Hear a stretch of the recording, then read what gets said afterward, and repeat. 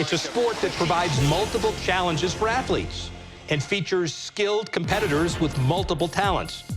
So it's no surprise that the popularity of triathlon is multiplying. We believe we're probably one of the largest growing participatory sports in the world. On this edition of Beyond the Medals, USA Triathlon CEO Rob Urbach gives us a report on the state of the sport and its exciting prospects for the future. We're creating a whole culture of triathlon on schools and campuses. Plus, how does a world-class triathlete do business? We'll find out from reigning world champion Gwen Jorgensen. You know, there's things that you just need on a daily basis to live, and thankfully I have support from sponsors to help me out so that I can live my dream job. It's all coming up on Beyond the Medals.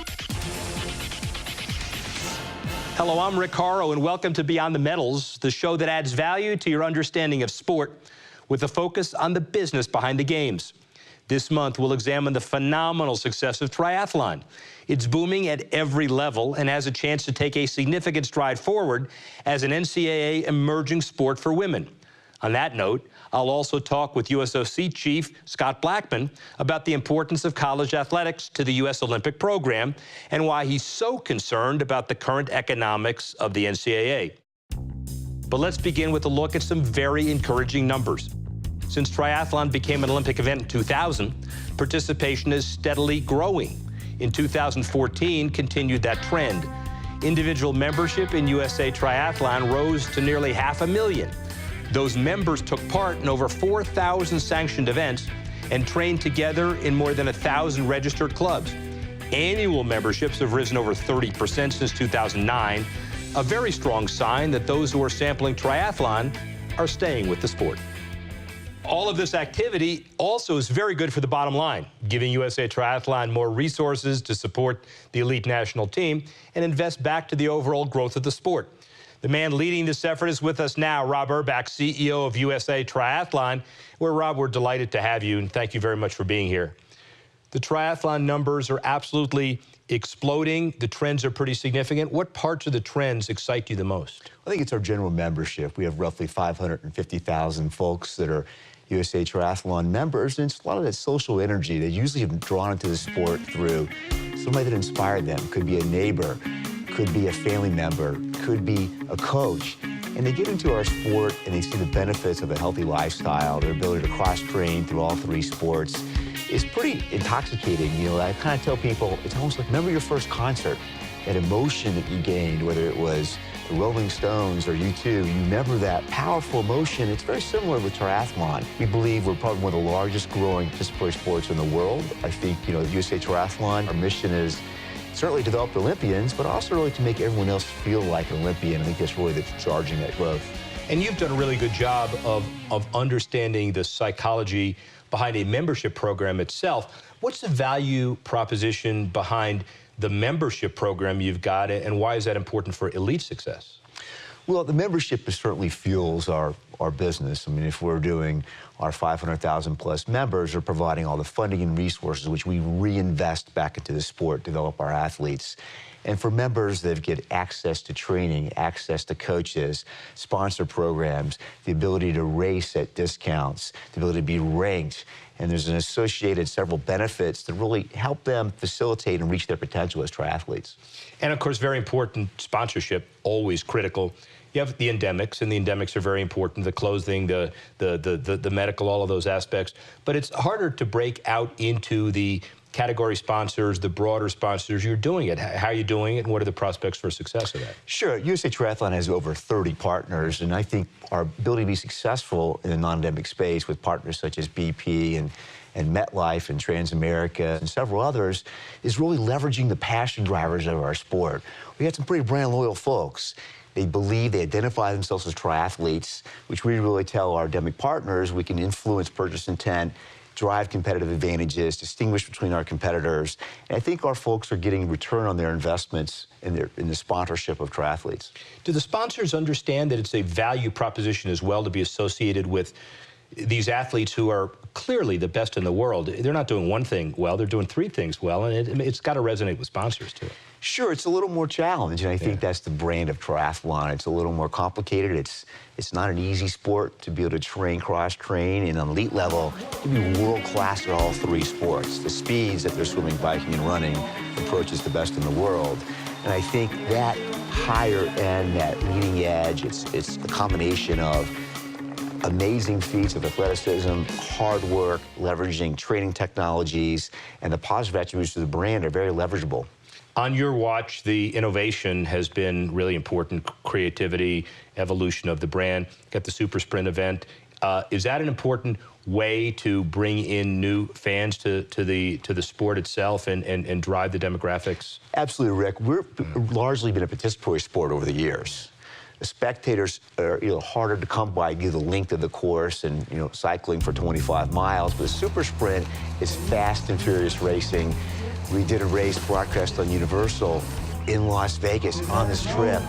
Lap-style racing, draft legal, portable pool, swim, bike, run twice through. So coming off that last run at a 4-minute mile pace, grabbing some goggles, running up a ramp, diving in a pool, it's compelling television. So for the casual fan out there that's never maybe seen a triathlon, they see this, and wow, this is chaotic, high-intense racing. There's sprint finishes, shoulder-to-shoulder bike riding, technical courses. It's pretty exciting to see. We have a lot more triathlon talk coming up on Beyond the Medals. Later in the program, we'll catch up with reigning world champion Gwen Jorgensen. And up next, a golden opportunity for the entire sport as triathlon bids for NCAA championship status. Rob Urbach comes back to tell us how it can happen and what it'll mean as Beyond the Medals continues.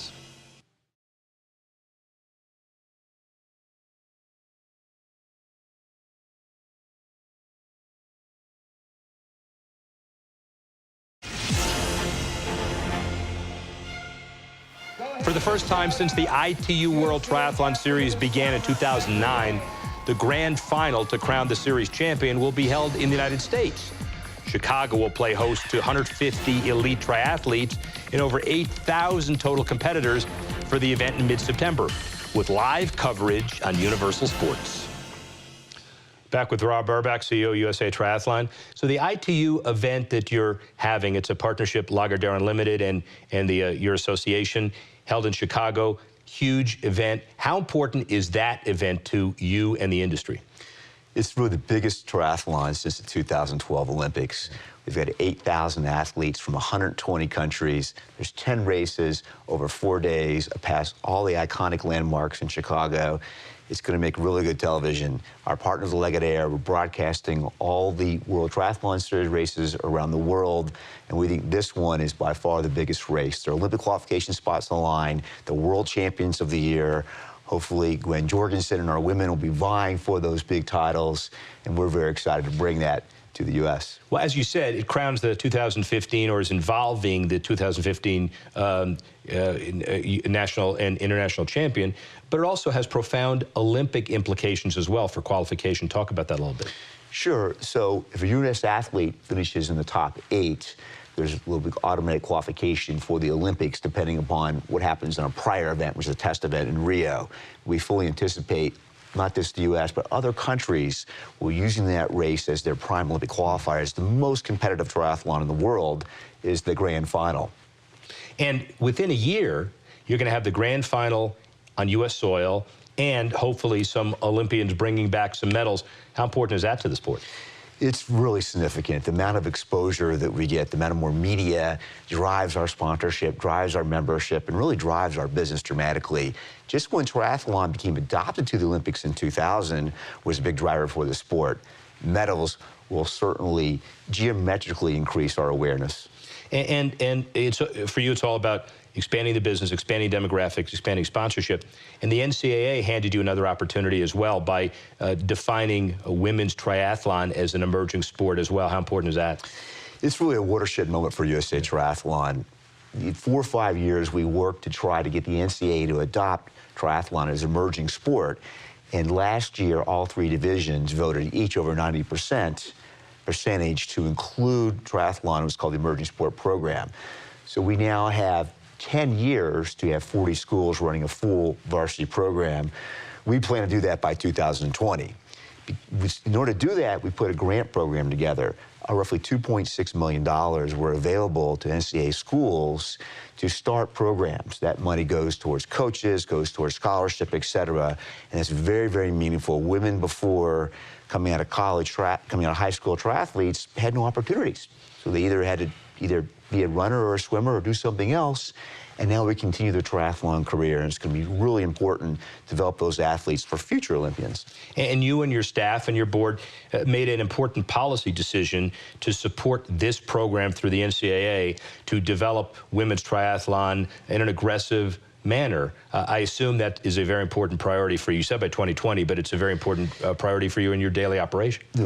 Absolutely. We're creating a whole culture among the NCAA institution of triathlon on schools and campuses. I don't know of any other, sport governing body that put these type of level of grant together. So we're investing pretty significantly because we believe this is ultimately going to be a driver. Then once the women become a full varsity sport, we plan to add the men shortly thereafter. Well, the first round of grants were awarded to 8 schools, 2 in Division I, ASU and East Tennessee State, 4 in Division II, and 2 in Division III. Do you need more support and more participation from those Big 5 power conferences to succeed? We don't initially, because the sweet spot might be even a Division II, that it's a big factor for those institutions. The dynamic with the Power 5 conferences, learning more autonomy and various litigation. It's a little challenging environment, but we're in conversations with 4 or 5 other household names in Division I that we believe will be coming forward with grants shortly. If I heard, and I took a meeting with an athletic director, and he heard the words non-revenue sport, that might be the end of the meeting for a while. How do you sell it to athletic director? Great question. We're one of the few sports that can actually self-liquidate, Rick. Yeah. You run a community event on your campus and you can self-liquidate the investment for your program. Triathlon gives you access to a high demographic, to a powerful alumni group that are triathletes. And they'll come, we believe, and support those schools. We've given them essentially Triathlon in a Box program to help them liquidate their entire investment for their NCAA program. Rob, thank you very much for joining us. Best of luck for you and for USA Triathlon. Really appreciate it. Thanks, Rick. Pleasure being here. Coming up, we'll stay on the subject of college sports. Scott Blackman has strong opinions about how the USOC and the NCAA should be working together, and he'll share them when we return. And let's check your knowledge of sports beyond the medals. Triathlon has been approved as an NCAA emerging sport. But can you name the 5 NCAA women's sports that once were emerging sports and have become championship sports? We'll give you the answer a little later in the program. Stay with us.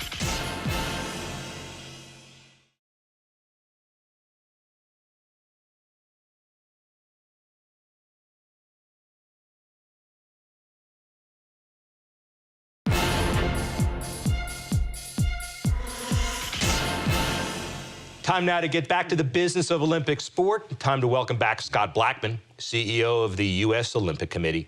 Scott, the financial model of college sports rapidly changing, but there is a significant upheaval. Non-revenue producing sports are in jeopardy. Others are not. How do you assess this situation? It's very concerning to us. If you look at our success at the Olympic Games, a lot of it is attributable to the great sport programs maintained at our colleges and universities. 65% of our Olympic team in London was comprised of college athletes, either current or former college athletes. And we have seen over the last 10 to 20 years a reduction in the number of Olympic sport programs in colleges. I think 75% of the men's gymnastics programs have been eliminated. I think 50% of the men's wrestling programs have been eliminated. Over 50 swimming programs have been eliminated. And this isn't all men's programs. There's some women's programs too. I mean, Title IX, more than any other reason, is the reason that we're at the top of the medal table, because our women got such a great head start in competition. But this is an issue that's affecting women's sports and men's sports. And the concern to me is that we're reducing our belief in the power of sport to make the world a better place. So PE programs are disappearing in middle schools. They're disappearing in high schools. And our recognition that sport plays a role in the overall balanced human being is an issue. So we have to work hard to convince the college administrators, to convince the conferences that these programs are important. And the good news is that the conference commissioners that we've spoken with, many of the athletic directors, many of the college presidents agree that the challenge is this. With full cost of attendance and meals, we've just added $4 million, $5 million to the budget of every athletic director in the country who has this issue. And we haven't given them any sources of revenue to offset that. So this is something we need to wrestle with very quickly, or else we will see a further erosion in the number of those college sport programs. It's hard politically to harmonize, but you have the ability to do things that other people may not have been able to do before. You've got the national programs, you've got the NGBs, you've got in some sports where the NGBs will act as the sport funnel and conduit. In other cases, the college programs will. Is there a way to standardize, harmonize, coordinate?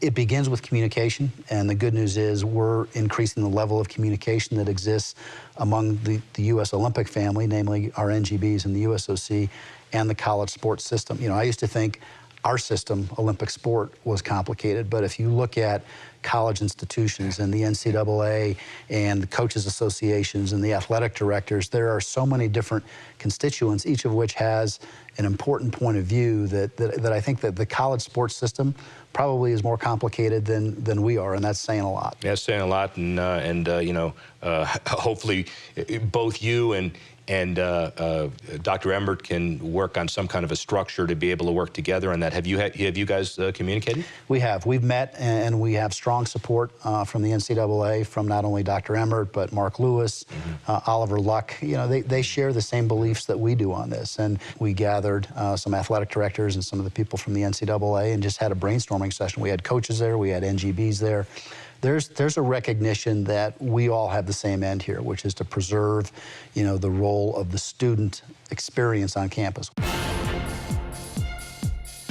Coming up, we'll catch up with reigning world champion Gwen Jorgensen. How's she building her business and her brand while she's working toward gold in Rio? As Beyond the Medals continues.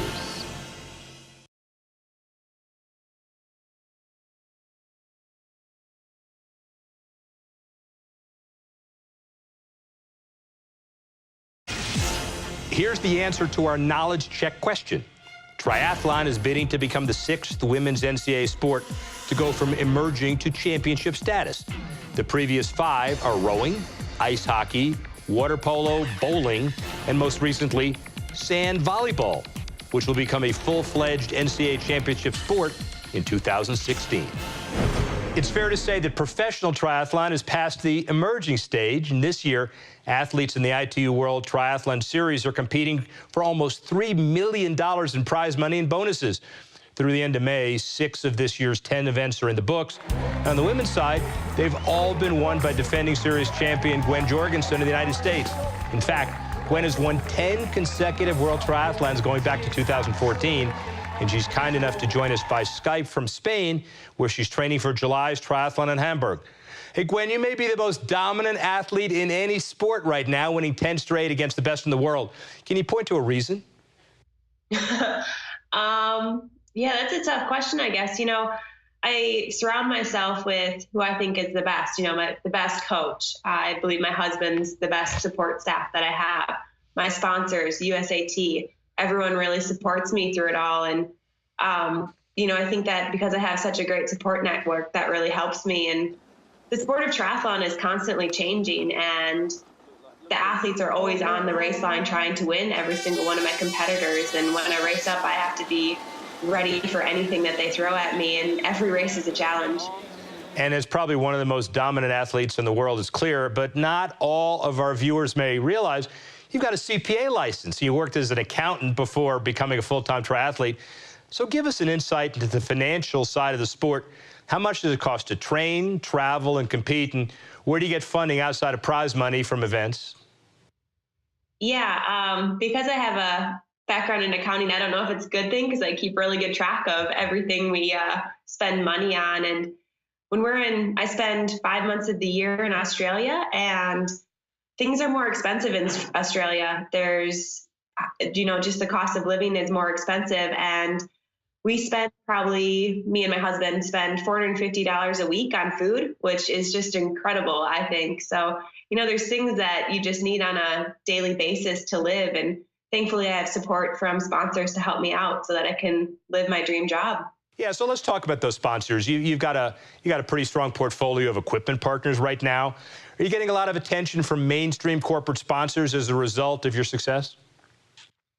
Yeah, it's been pretty great. I have a sponsor or agent, Heather, and she does a great job with all my sponsors. And I have some sponsors that are not endemic, so sponsors outside of the sport. And it's really great to see that because I think the sport is growing.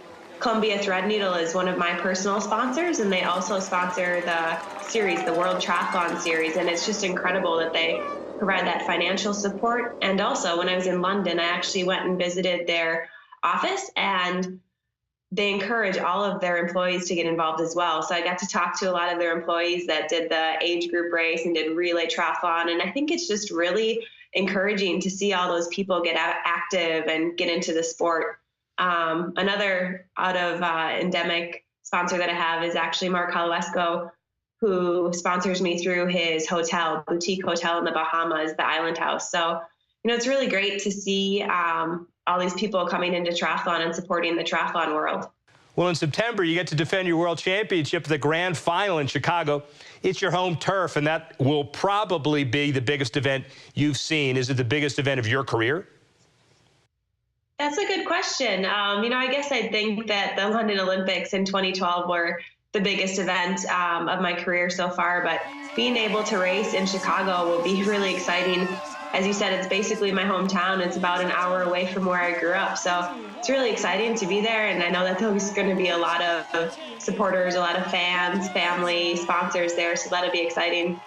Wynn Jorgensen, thank you so much for taking the time to speak with us. And best of luck this summer, and we'll see you in Chicago.